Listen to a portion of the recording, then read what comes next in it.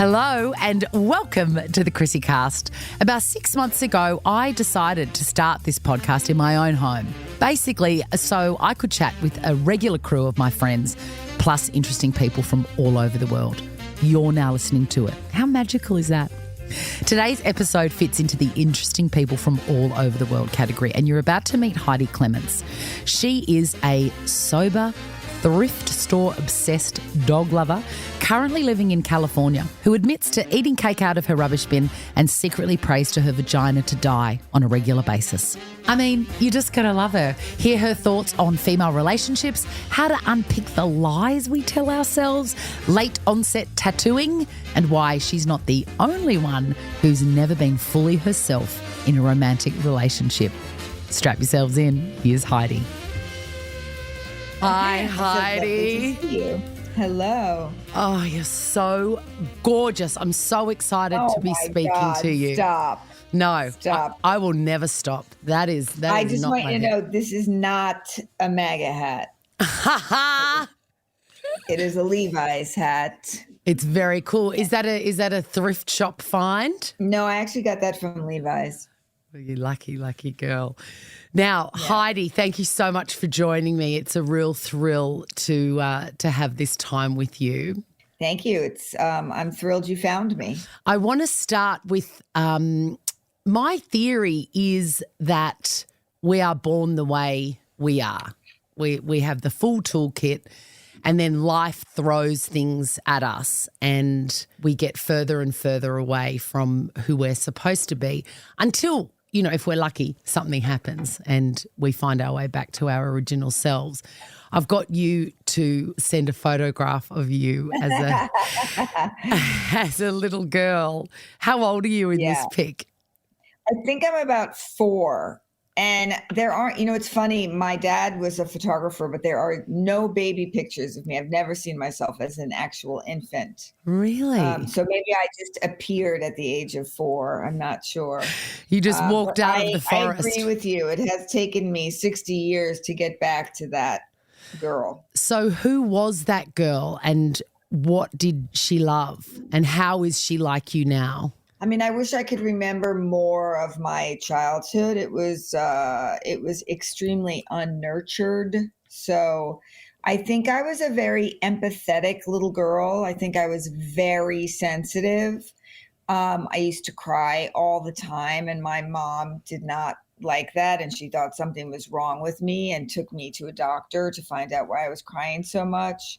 Oh. And I didn't cry again until I was probably 50 years old and went and did ayahuasca and like opened my tear ducts again. What's ayahuasca? Ayahuasca is it's 2 Peruvian plants that are blended together. And when you drink them, it basically shuts off your ego and pulls your trauma out and shows it to you. Oh, that sounds like heaven. I had a trauma massage a few months ago. Have you heard of that? Oh, no. So you kind of surrender yourself to this person because, you know that book, The Body Keeps the Score?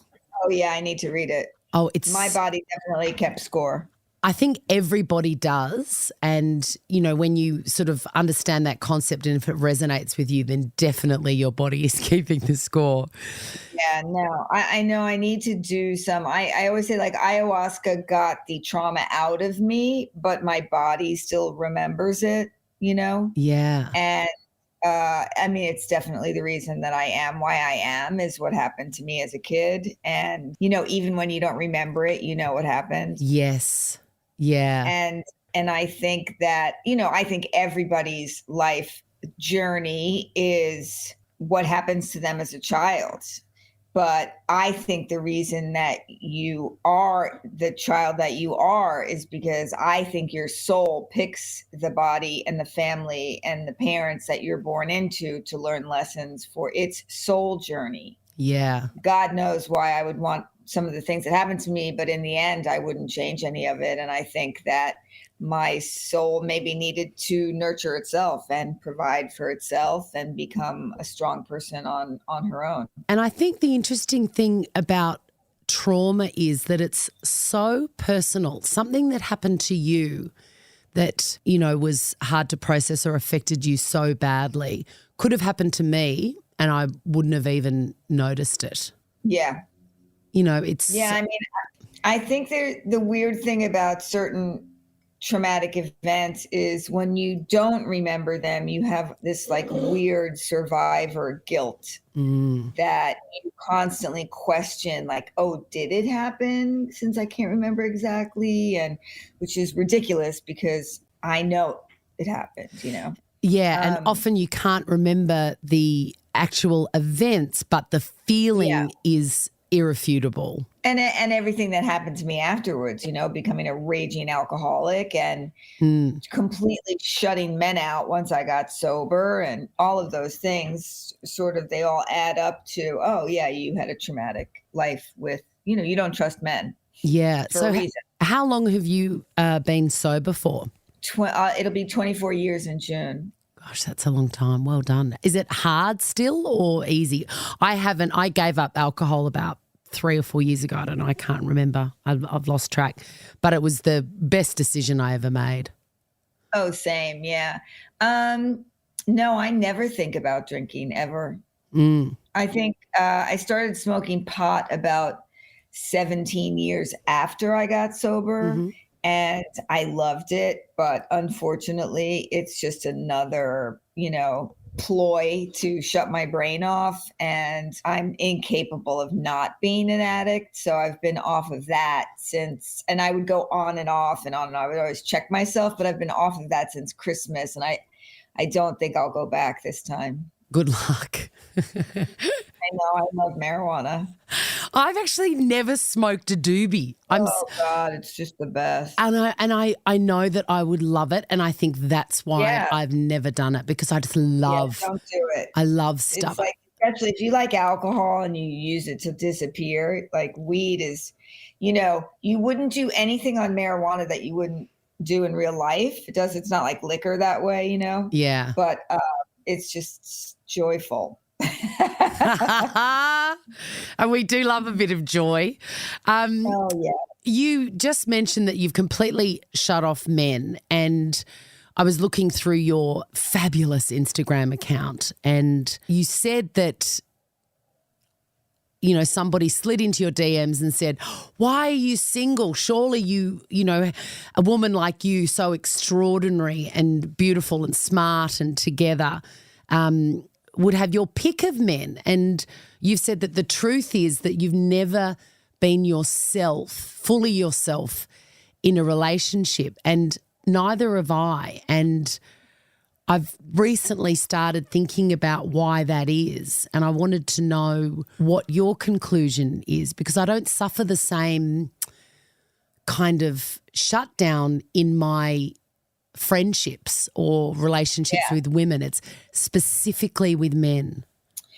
I think it's because of the men that I chose. I think I ended up, as I've said before, I was a narcissist magnet, because I believe that narcissists love strong women, because it's a tougher game to break us down. And, you know, like I said, I'm super empathetic, and I am a shapeshifter with men. So I had no problem changing myself to be with them. And because I didn't have enough confidence in myself, and all of the confidence that I've gained since I got sober and realized who I was, I have not reapplied to the dating world, because I just had enough. You know, I just don't want any more love bombing and heartbreak. I'm just not into it. And so I just don't trust men. Yeah, it's a grand generalization, but I don't trust them, and I don't know that they're worthy of my time. Fair enough. To be honest, I feel like if somebody was, they know where to find me, and they can make the effort, but I'm certainly not making the effort anymore. I made the effort for too long, and it was too sad. Yeah. I just think if you're it's just, I grew up at a time where it's a man's world and you bend and shape for them. And I was not a bender or a shaper. And so it was just always a nightmare. And again, I really picked men who just love bombed me.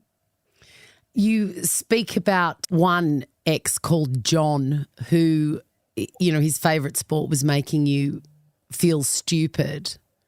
How long? Who was that? John? John, yeah. Growing up, I was not a great student. And my parents were British, and so they didn't really understand how like American schools worked. And so I was very like not doing my schoolwork, and I was not an avid reader.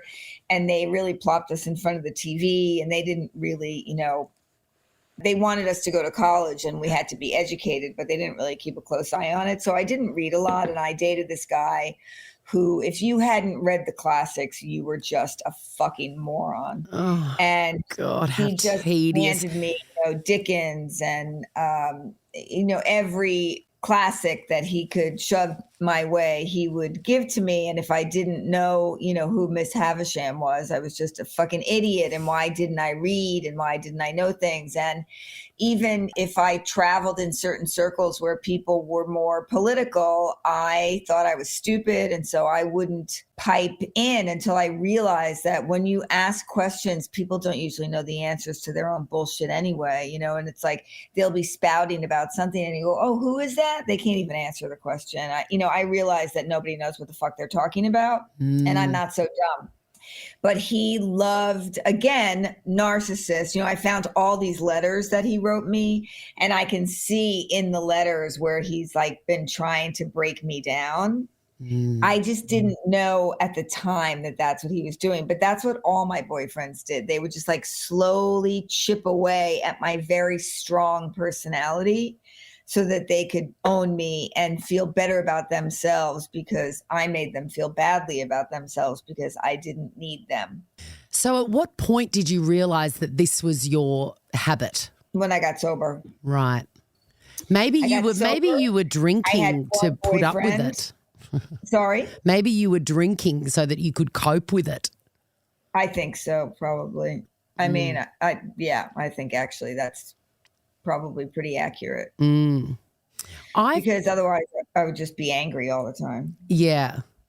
I've been told, and I reckon you have too, that, you're so unapologetically yourself. And the word unapologetically rubs me the wrong way because... Yeah, what am I apologizing for? Being fucking honest? Yeah. What? I say that I am shamelessly myself because I don't have any shame about who I am. Yeah. How do you achieve that? Are you a self-care person? Are you a walker? What is kind of your daily honoring? I honestly have always believed that all of the things that I did that were bad or taboo or most people would find shame from were not done of my own volition. I was doing these things because of how I had been treated, either as a child or as a woman. And so I just gave my shame back to whoever caused it. Like, sure, I was an alcoholic, but why was I an alcoholic? I was an alcoholic probably because I was molested as a kid and I was completely unnurtured. So is that my fault? That's not my fault. That's their fault for the way that I was raised. And so I give that shame back to them. And it's why it was so easy for me to quit drinking, because I was not ashamed. I told people, I don't believe in Alcoholics Anonymous. Why do I need to be anonymous? I didn't murder anybody. I just drank. Yeah. So I think that's a problem for a lot of people when they quit. There's so much shame that they have. And it's like, why? Because you slept with a bunch of guys and drank, and I woke up in your friend's lawn, or the police came to my house, or whatever. Who cares? Like, who cares? I didn't kill anybody. And so I think that's just what's always made me unapologetically me, because also there was no social media growing up. So I had nobody to compare myself to. So I just was living my life the way it felt like I should live it, and was always looking for people to listen to me, pay attention to me. And I think all women are like that.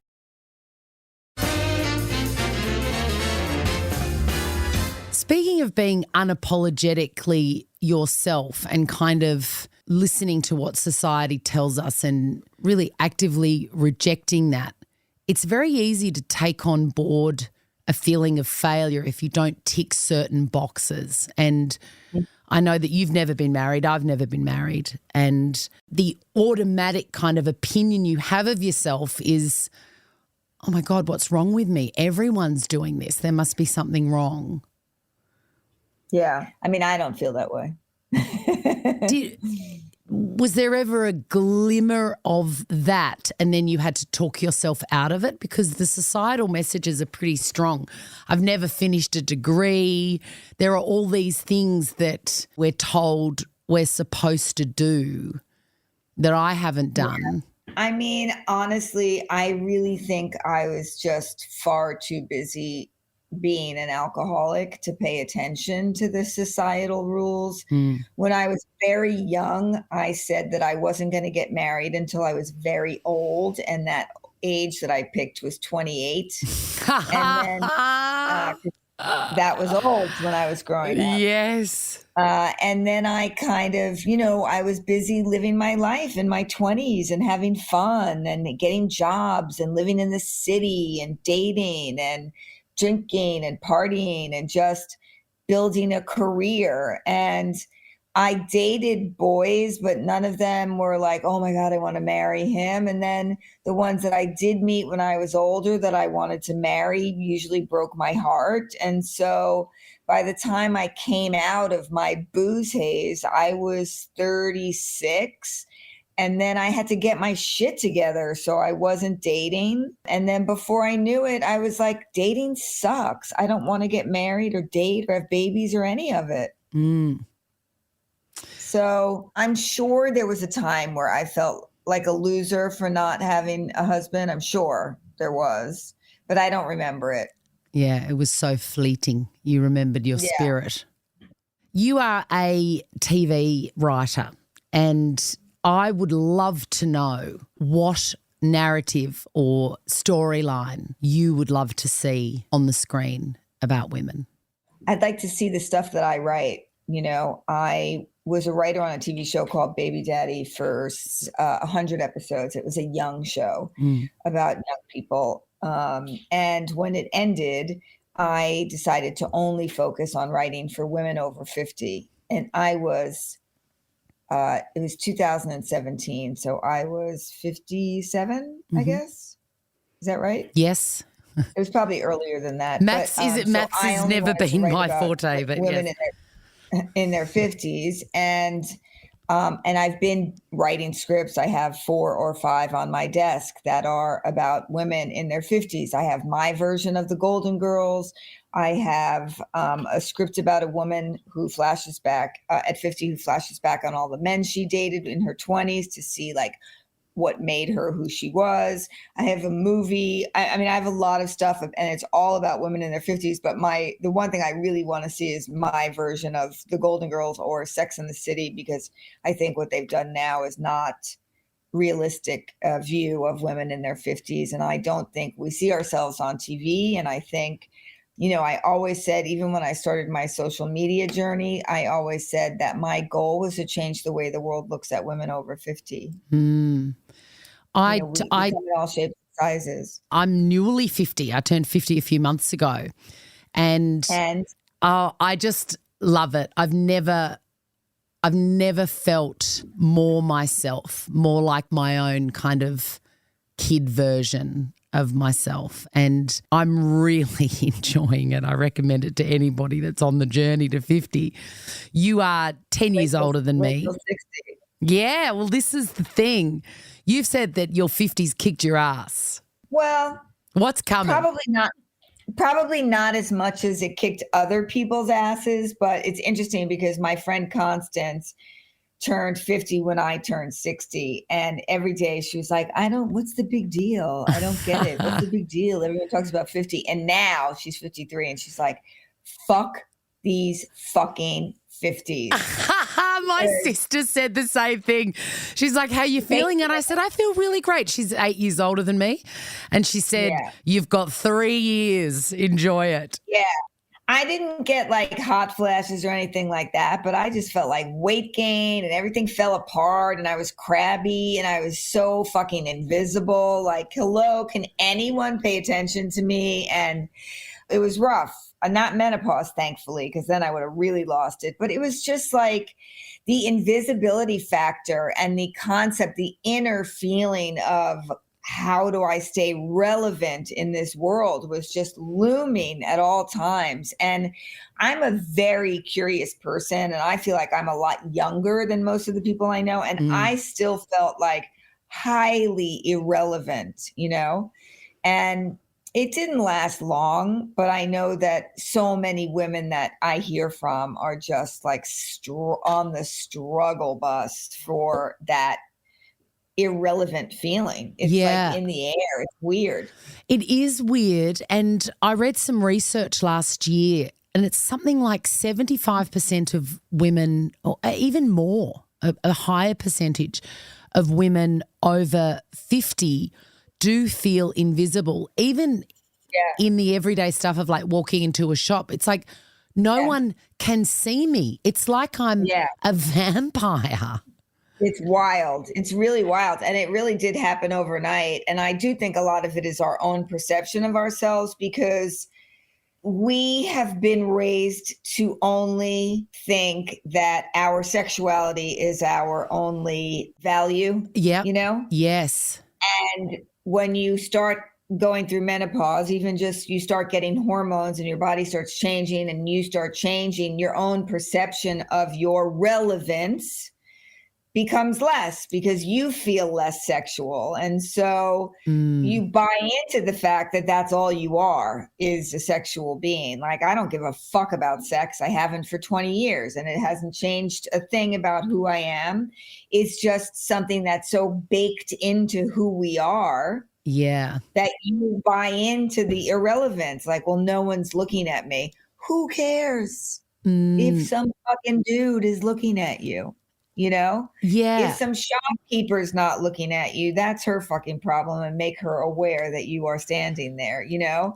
But it's all how we carry ourselves in those situations, because we feel less than, because we've been told when you hit that age, you don't matter. Yes. And that is the conclusion I came to when I was looking at these stats, because I don't feel invisible because I've never put value on being objectified or being stay that way, physically admired. And that was the conclusion I came to. I think, these women aren't noticing that they've become invisible or irrelevant. They've noticed that they've become unfuckable, and that is a problem. Yeah. Well, I don't know if you saw my post about that. No, I didn't. What was it? I was leaving my house to go on a photo shoot, and some friends were downstairs, and I was like made up, and I had like wet curly hair, and a friend of mine, male friend of mine, looked at me and he goes, "Wow, don't you look freshly fucked?" And I was fucking pissed and infuriated, but I couldn't say anything in the moment because, you know, you can't tell men anything. And I wrote about it. And I said, like, I am not your sexual chew toy. I don't care if you think I'm fuckable or not. That is not why I am here. And he saw it eventually and apologized profusely and learned a great lesson about things not to say to women. But like, I don't care if you think I'm fuckable. That is not why I'm here. I am not here to be on the end of your penis.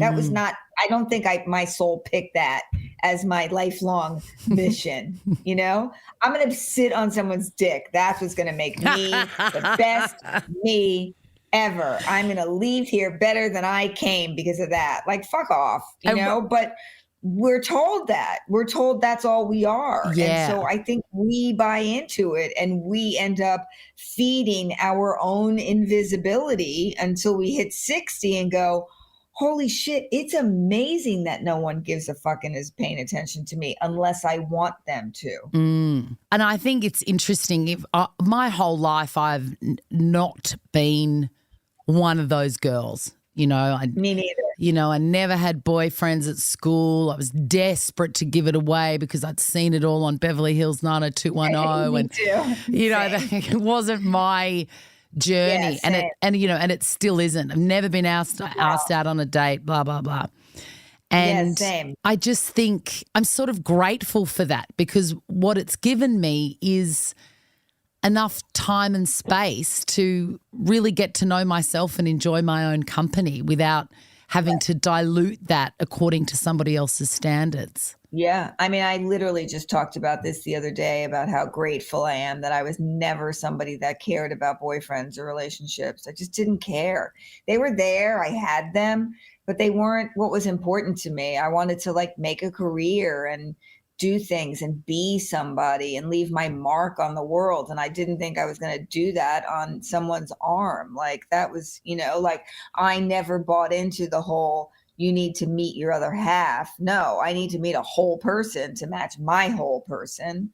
And I feel like I got to, in sobriety, I've spent the last 23 years being with me, dating me, knowing what me wants. And if that perfect person falls out of the ceiling, great. I'm not against it, but I'm not looking for it. I don't need that in my life to feel whole. I don't need romantic love. We are taught that romantic love is the most important love there is. And I think self-love is the most important love there is. Yeah.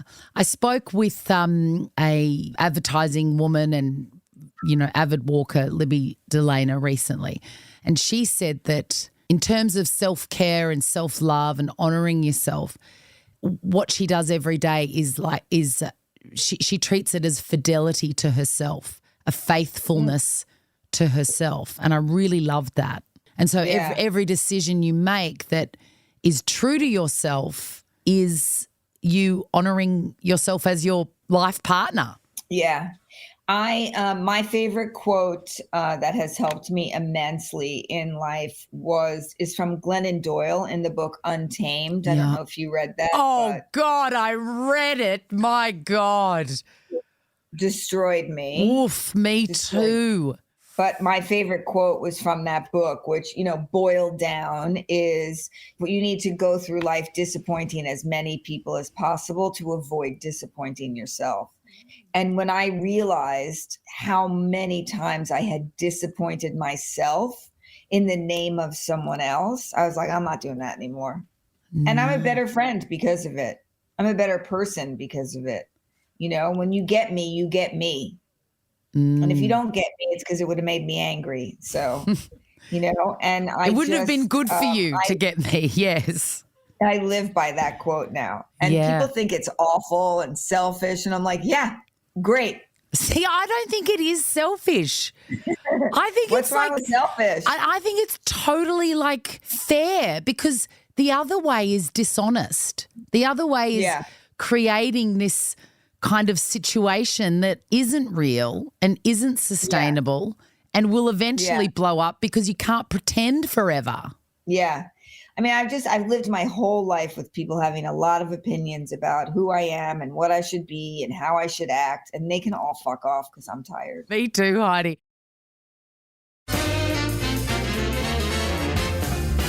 I've actually written here, whose opinion do you value? I value the opinion of my best friend, Dan Berenson, who is someone who lives, I live on his property.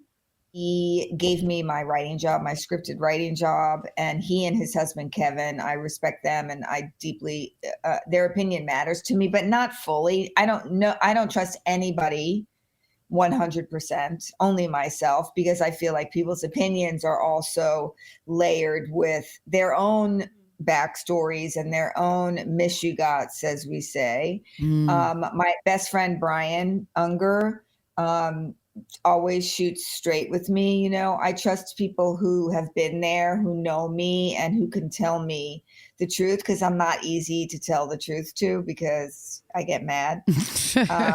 And then I have a girlfriend who's pretty new in life, who I might start doing a podcast with, actually, who we kind of help each other out. But the people that I tell all of my secrets to are like 1.2 million strangers every day.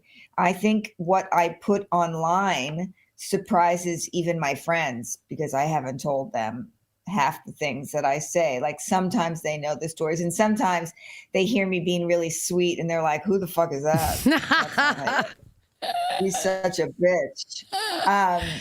But I think even my family probably has heard things that they didn't know happened to me, or things like that. So for me, the people that I trust the most are total strangers, because I don't care what they say.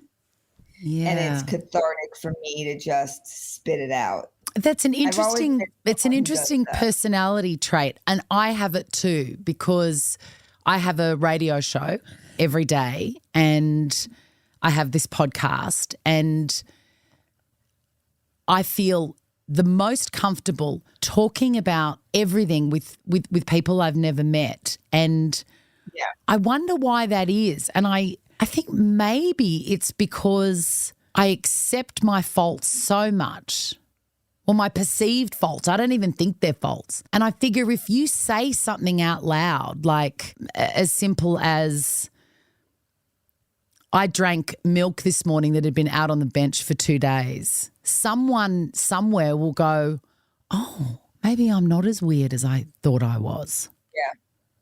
Yeah. I think for me, it's about setting free the story. Like, once it leaves me, it doesn't matter anymore.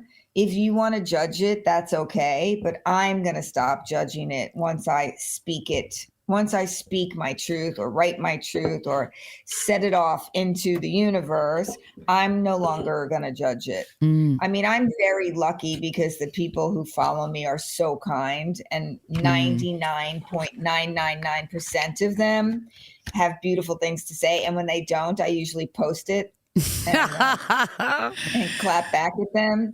Like today, someone posted something that was just so fucking meaningless. Like, why would you even take the time? What was it? I know. I get the same, and I'm like, why would you do that? Is this a joke? Like, what? Are you actually, I get the occasional like nasty Jewish comment. Like, someone wrote today, Zionist, and I wrote back, anti-Semite. Like, and they said like, no, anti-Zionists are not anti-Semites. I'm like, go find a history book and realize what the word Zionist means, you idiots. Like, you don't even know what you're talking about. A Zionist is a Jew is a Zionist. Like, there's no difference. This person said, I got to try and find it now because it was just. Oh, yeah. I want to hear it. Yeah. Yes. He said, I understand what you're saying. I also think it's time we move on from this place of don't sweat the small stuff. Of course you shouldn't sweat the small stuff. And of course you should be kind to yourself and those around you. Please try to find something new to say. I have hope that you will. And I just wrote back, is this a joke? Let me see your fucking account. What'd you write about today, bitch? Exactly. I am mad for Taylor Swift. I have, late onset. Oh, yeah. Love Petty. Oh, I love Petty. Oh, just love. And I can take anything anyone says about me. But if you come for Taylor Swift, you are getting blocked and deleted, and I get the most delicious moment of power from it. Yeah, I love snapping what someone said and my clapback and posting it, because they're always private, and then my followers go on and just slam them on the page. It's my favorite thing. Like, I did not sign up for you to judge me. I'm not like a celebrity making money from this. I'm just a person who's posting things, hoping to make people feel better by sharing some really like private shit. Yeah. And I don't care if you like it or not, but if you take the time to publicly post your stupid opinion, I'm going to come back at you. Yeah, that's fair. There's a stand-up comedian called Ursula Carlson, and she recently posted a few screenshots of her clapbacks to pretty, revolting comments from someone. And one of them that comes to mind is somebody called her fat or, lay off the flour and butter or whatever, all the good stuff. And she said, "Oh, I'm sorry. Your dad gives me a cookie every time he fucks me," or something like that. And I just thought, it's genius. Well, I actually sell hair clips that say "fuck off" on them, so I usually just offer them a free hair clip. Yeah, that's fantastic. You discovered, my midlife crisis has been the best thing that's ever happened to me, and I recommend it to everybody. You started tattooing your sleeves at 50. There is one tattoo that you regret. It's on your butt. Oh, your face. You're still not loving it. Yes, but I'm going to turn it into merchandise and sell it. Great. It is a tattoo of an island and a palm tree, and it says Saint Fu, which is shut the fuck up. It is my private island that I own that I like to send people to when they fucking bother me. So I'm going to get some trucker caps made. I just was doing the logo today that says Saint Fu, enjoy your stay. And it looks like a resort logo. Oh, fantastic. All those people that hate on Taylor Swift via me can go to Saint Fu, that's for sure. Yeah, they can just shut the fuck up. Like, my God. I don't think people realize how much it takes for me to be kind. Yeah, exactly. Go to the island. I am also working on a line of something that changed my life. I wear what Americans call a fanny pack every single day of my life. Yeah. I do too. Oh, do you? Isn't it life-changing? It's the only thing I've worn a Rebecca Minkoff fanny pack. I wear it as crossbody. I've worn it for 20 years. It absolutely changed my life. I put it on 5 years ago and I have not taken it off. Literally have it on now. And if you send me one of your Saint Fu trucker caps, I'll send you one of my belly bags. Okay, great. Deal. So, look, they're still in the works and who knows if I'll ever get the time to do it. But it's a dream. It's a dream, Heidi. Do it. And on this podcast, I've got a little segment called What's in the Belly Bag, right? Because I wear mine on my belly. Not on, we're sort of closer to, oh no, the fanny is I like bum. It this way because then I could just open it and reach in. Yeah. It cinches your outfits in. And you're a lot more stylish than I am. A lot more. Well, we're going to play a round of What's in the Belly Bag for you, Heidi Clements. And normally, if you were here in the studio with me, you would be able to open it. But here is the belly bag and I'm going to open it on your behalf. What do we have in here that may or may not incite rage? Oh, it's a serum that has the words anti-aging on it. Thoughts, feelings. Can you fucking believe it? Like, what the fuck? Nothing enrages me more lately than that. I literally am going to start a one-woman campaign to remove those words from companies' products. Like, it's nonsense. Who's aging? I know. You want to die? Yeah. Is there anything more futile than those two words put together? Maybe society as a whole is actually against aging. Who's chasing youth? Like, listen, I love my products. I posted today, I had a whole self-care Saturday night. It was amazing. I did 4 different masks. I love it because it just makes me feel like fun and girly and fresh. Yeah. It's not tightening anything. It's not taking any wrinkles away. That ship sailed. And I'm fine with it. I don't want to get any plastic surgery. But the way we make women feel bad for simply aging is unfucking believable. I am so sick of it. It makes me angrier than men. And that's a lot to say. That is a lot.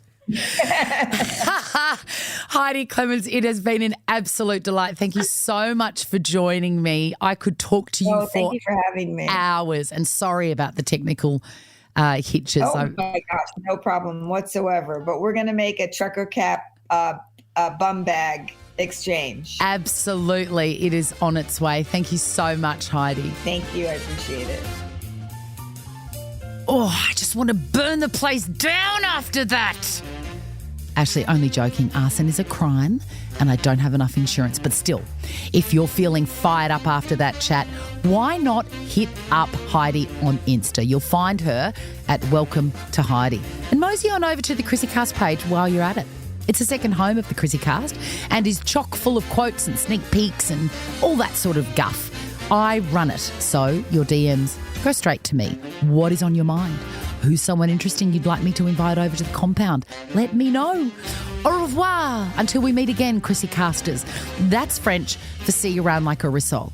Rissole is Aussie for kind of... Anyway, I'm confused. I'm really going now. Can you tell I have 3 baskets of washing downstairs to fold and I'm avoiding it? Bye.